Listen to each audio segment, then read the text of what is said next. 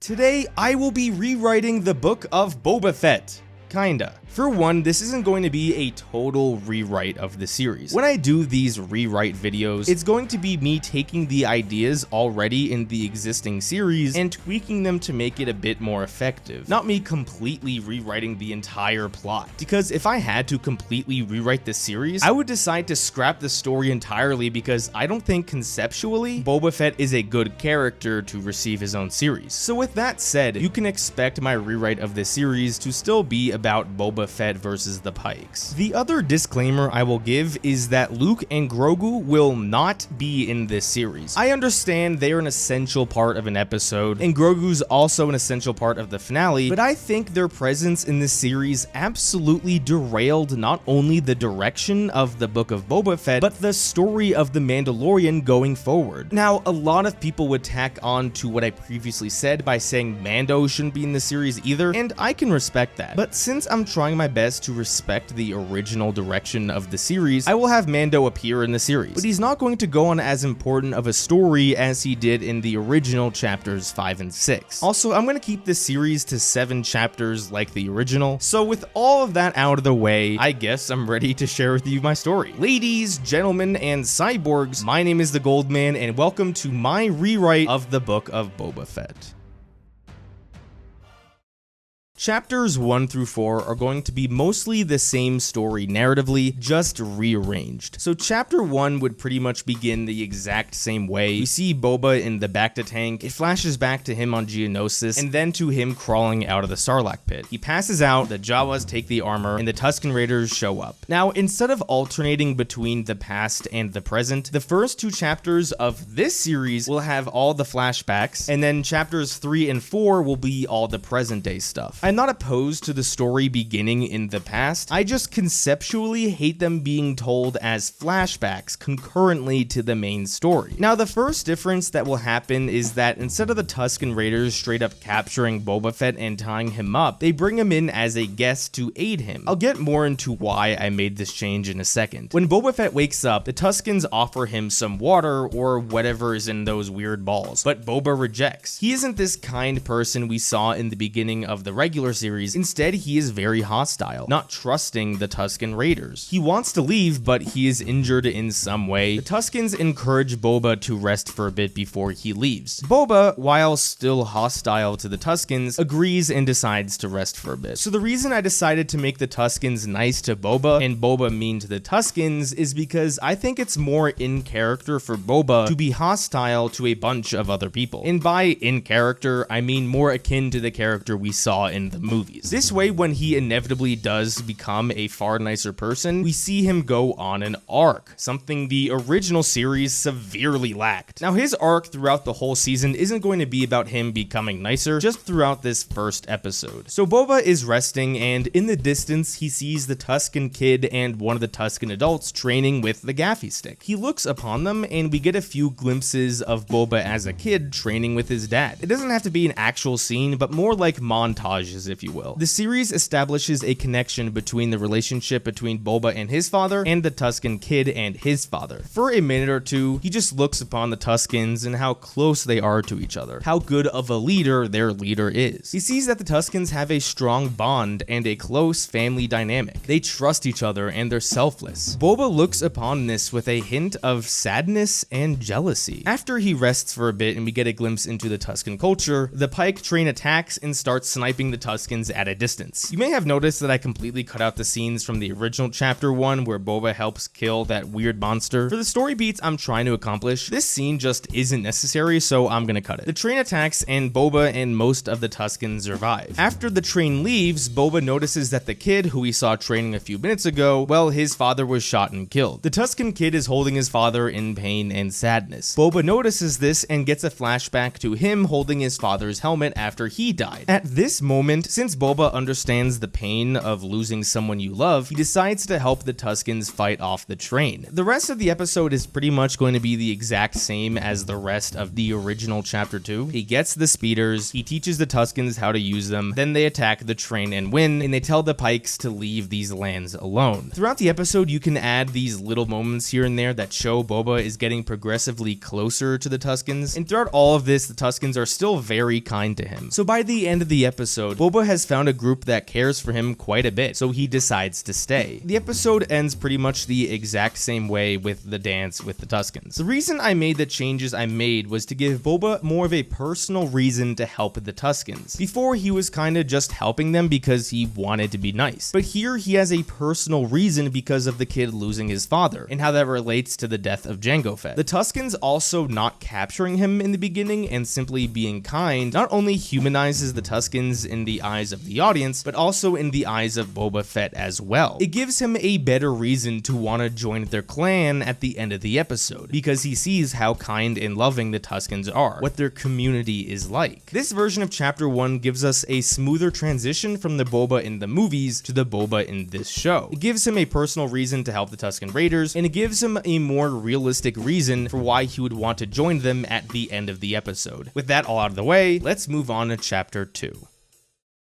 Chapter 2 is going to pretty much be no different from the flashbacks we got in the original chapters 3 and 4. The episode will begin with him and the Tuskens, and then he will go to Mos Eisley to see the Pikes. When he returns, all the Tuskens will be dead and he will be pissed. The only change I will make here is that he knows the Pikes did it, not some biker gang. In the original series, having the Pikes trick Boba into thinking it was a biker gang actually accomplishes nothing. Either way, Boba still wants to take out the Pikes, and when he finds out it was really the Pikes who did it from Cad Bane, nothing changes at all. In fact, having Boba know it was the Pikes from the start makes the series even better because it gives Boba a more personal reason to want to take down the Pikes. Boba's vendetta against the Pikes is personal, and that will always make for a more interesting story than what we got. So for the rest of the episode, Boba will try to get Slave 1, then he finds Fennec, they steal Slave 1, and here is where he tells Fennec his plan. He doesn't talk about bounty hunters dying because of stupid leaders. He says the Pike Syndicate controls Tatooine and they killed my people. I want revenge. Fennec agrees, and we are now caught up to the present. That's the end of chapter 2. Again, the only change here is that Boba knows the Pikes killed the Tuskens. Let's move on to chapter 3.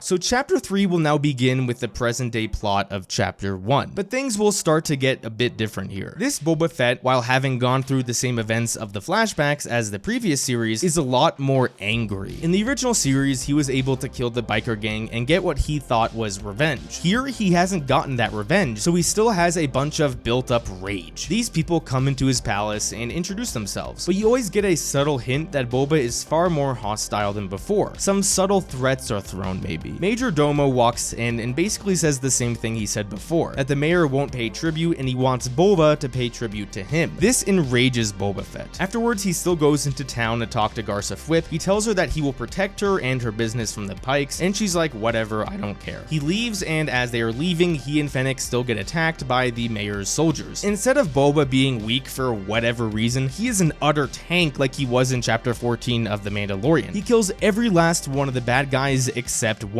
and he was ruthless in doing so. Everyone in Mos Espa notices this, and there is fear in their eyes. They fear Boba Fett, and this is what Boba wants, because at this point in the story, Boba Fett doesn't know how to be a good leader. He doesn't know how to rule with respect, but only by fear. He goes back to interrogate the surviving soldier. Pretty much the same scene happens. He goes back to town, but this time he really threatens the mayor. He tells him that he must either aid in his quest to rid the planet of the Pikes or stay out of it. Again, a much more brutal Boba Fett in the series. He leaves, talks to the Hutts, and the episode ends. Not too much changes here, other than we can clearly see Boba isn't a pushover. Also, none of this rule with respect bullshit we got in the show. He doesn't know how to rule like that yet, so we see him try to rule by fear. The point of this episode is simply not to portray Boba Fett as a bitch, and I think this version of the story accomplishes that. On to chapter 4. Chapter 4 will begin pretty much the same way, but it will end much differently. Boba will go back into town, meet the Vespas, and pay them to work for him. Back at his palace where he is resting, Chrysanthemum comes in and attacks him. But instead of this awful action scene, we get one where Boba Fett can actually defend himself. The Vespas and Fennec help too, and they successfully capture Chrysanthemum. Now, this version of Boba Fett isn't gonna let Chrysanthemum leave with no consequences. Boba will keep him captured, and when the Hutts arrive, he will tell them so. The Hutts give Boba the Rancor as a gift, and they leave. And Chrysanthemum is still held captive in Boba's castle. Boba and the crew go back to town to see the mayor, and the inevitable chase scene happens. This time though, the chase scene will be a lot more fast-paced and not as awkward as it currently is. So Boba captures Major Domo and threatens him with the Rancor so they can get information about the Pikes. Boba then calls a meeting with the rest of the leaders of Tatooine to try and unify them against the Pikes. They all say they don't see the problem with the Pikes and their spice trade. This enrages Boba, and he tells them all to leave and that they will regret not joining him when he asked for their aid. Instead of the episode ending here and having Boba casually say there's going to be a war, an enraged Boba goes back to Mos Eisley to attack the head of the Pikes. Fennec tells Boba this is a bad idea, but Boba says he must assert his rule of fear and deal with the Pikes now. However, this is a very poorly planned attack, and Boba and company get their asses handed to them. Boba and Fennec both get minorly injured, a few of the Vespas die, the Gamorreans die, and the Pikes are actually shown to be a formidable force, not the pathetic faction we see in the original series. The episode ends with Boba and company in retreat after a devastating loss. Why did I make these changes here? The point of this episode was to show that Boba Fett is not a good leader. His revenge against the Pikes is driving him, and it is leading him to make bad decisions. Eventually, his arc in this story is going to be about him learning how to become an effective leader. In my chapters 3 and 4, we will see him be a bad leader because he is trying to rule solely by fear and not respect. In order for him to go on this arc, we need to see him fail. We need to see him hit a low point in this series, and the end of this episode is where it all goes wrong for Boba Fett. On to chapter 5. This chapter 5 will be fairly different from the chapter 5 we got. The episode begins with Boba and Fennec and the Vespas back at Jabba's palace. The Vespas are pissed at Boba Fett because like half of them died. They all leave Boba, and now Boba is back to square one, all alone with just him, Fennec, and a castle. He starts to realize how so far he has been an awful leader. Then he remembers back to his time with the Tusken Raiders. He realizes that what made the Tusken Raider leader such a good leader was that he ruled with respect and not fear. He took in Boba Fett after the Sarlacc pit out of respect and kindness, and didn't tie him to a rope because that is not how this faction of the Tusken Raiders operate. Boba remembers all of this and has a moment where he tells Fennec this whole time he wanted to avenge the Tuskens for their death, but he was not honoring what the Tuskens had taught him. This is the moment in the series where Boba goes from ruling with fear to ruling with respect. He goes down to a locked up Chrysanthemum and lets him go. He apologizes for locking him up and then just lets him go free. Chrysanthemum leaves and goes back to Mos Espa. Boba tells Fennec that they need more muscle, and this is when we transition into Mando's story. The rest of chapter 5 is pretty much going to be the exact same as we got in the original chapter 5. He will retrieve the bounty and he will go back to the other Mandalorians. However, instead of there being a duel where Mando tells the armorer he removed his helmet and then gets subsequently banished, he simply chats with them, gets the chainmail armor, and leaves back for Tatooine. So no banishment happens in this episode. On the transport, we still get a strong sense that Mando misses Grogu. He goes to Pelimoto to get his N1 starfighter, but this whole sequence doesn't take as long. The episode ends with Boba showing up, not Fennec, and asking for Mando's help. The episode ends with Mando agreeing, but not saying he needs to go see Grogu first. Because remember, Grogu and Luke are not in this series. An episode that focuses on Mando a bit is fine, but nothing in this episode that happens to him can be too important because this is the Book of Boba Fett, not the Mandalorian. He's not going to get banished by the Mandalorians because, again, that is a key detail to happen in Mando's story. But obviously the biggest change to the episode is the beginning, where Boba starts to change what kind of leader he will be. This scene will show the change that he will go through on his inevitable character arc. Also, since he will reference how important the Tusken Raiders' leadership was to him, it makes those episodes have more weight to them unlike before. Boba Fett also has a presence in this episode, so it still feels like an episode that belongs in the Book of Boba Fett and not The Mandalorian Season 2.5. Let's move on to Chapter 6.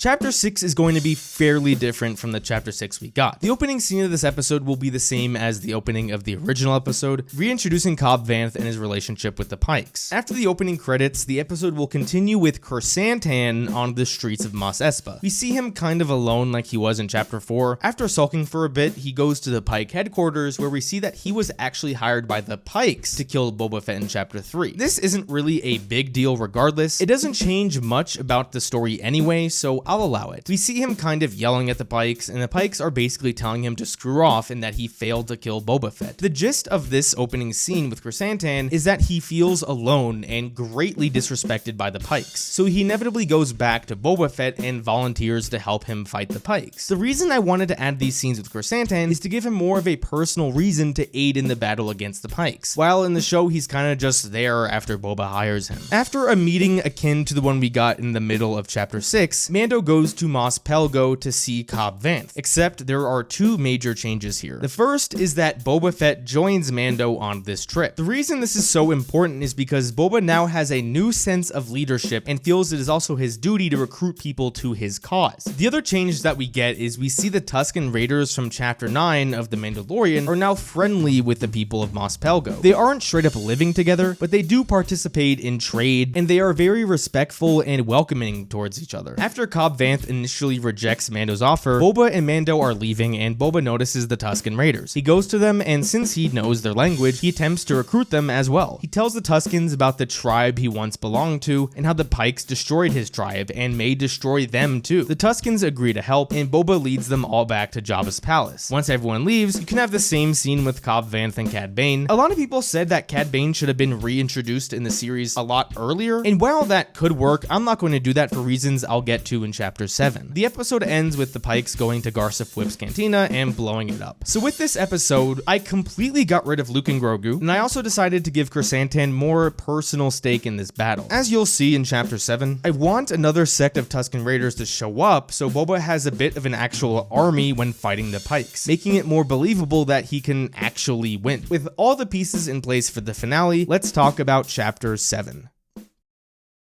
This may be surprising, but Chapter 7 is going to be the same as the original Chapter 7 from a plot perspective, except this chapter is going to begin with a flashback to the Clone Wars. Remember that unfinished Clone Wars scene between Boba Fett and Cad Bane where Boba gets the dent in his helmet and Cad Bane gets shot? This is the scene we're going to get in live action. After the opening credits, Boba and company go to the blown up cantina. Whilst they are there, the Vespas show up. They are still mad at Boba Fett for what happened in my version of Chapter 4. Boba apologizes for what happened and how he wasn't a great leader. He now promises that he will do better and look out for the well-being of the Vespas. Drash appreciates the apology and agrees to help Boba Fett. Another big difference here is that whilst they are in the cantina, that is when the Pikes and Cad Bane show up and kind of lay siege upon them. This basically accomplishes the same thing in the show, except the reason the final battle is taking place in Mos Espa is because Boba Fett and company are forced to be there, not because they have an idiotic plan to stand up for the people of Mos Espa and not go back to Jabba's palace. Cad Bane shows up, but instead of Cad Bane trying to trigger Boba, Boba is going to trigger Cad Bane by referencing the scene during the Clone Wars. The reason I wanted to add this scene to the beginning of the episode was to give Cad Bane a bit more of a personal reason to want to fight Boba Fett and help the Pikes. The rest of the episode, for the most part, plays out exactly the same, minus the Rancor and Grogu showing up. The big problem a lot of people have with this episode was the directing more so than the writing, and this is a rewrite of the series, not redirecting, if that makes sense, so there won't be much that is changed narratively. A few minor things I will change are that people will actually die by the two spider droids, maybe a few more Vespas, maybe Drash herself, definitely some Tuskens and the people of Mos Pelgo. I want there to be more death so the episode feels like there are actual stakes to it. After the spider droids are destroyed by something that isn't the Rancor, Boba will confront Cad Bane again. Except this time, instead of falling for a standoff in which he would likely lose, he decides not to engage so he can stay by the side of his people, effectively being a better leader than trying to settle a personal vendetta. Cad Bane gets triggered and leaves alive. The reason I decided to introduce Cad Bane in Chapter 6 is because he isn't going to die in Chapter 7. Thus, it doesn't feel like his character was wasted. Fennec kills the Pikes, and Boba Fett is victorious. The episode ends with everyone respecting him and thanking him, kind of proving the point of Boba's character arc, that in order to be a good leader, you need to put the needs of other people before your own. Everyone is happy, and Mando makes a comment about needing to go visit someone, and we all know that is Grogu. The episode and the season ends, but wait, there is a mid-credit scene. We see Cad Bane walk into a room and talk to a hologram. He's discussing the failure of the Pikes and how they need to make a move if they want to take out Boba Fett. We hear a woman's voice. We don't know who it is until the last shot of the scene. We see that the woman on the hologram is Kira. The imagery here is going to mimic the ending of Solo, where instead of Kira talking to a giant hologram of Maul, it's going to be Cad Bane talking to a giant hologram of Kira. This symbolically tells us that Kira is the leader of Crimson Dawn now. What this would also do is basically set up a season 2 of the Book of Boba Fett, where Crimson Dawn will be the main antagonistic force of the series. Also, as a Kira simp, I get to have Emilia Clarke back in Star Wars, and thus I'm ecstatic. But after the credits roll, wait, there's a post-credit scene. We pan down to a forest, a beautiful forest, and then on the top of the hill we see floating rocks, and underneath it we see Grogu. Remember how I said no Grogu or Luke in this series? Well, I lied, bitch. They're in my post-credit scene. We see Grogu lifting some rocks, and then the camera pans over to Luke, where we see his far improved CGI face, where he says something like, "Well done, Grogu," and the episode ends.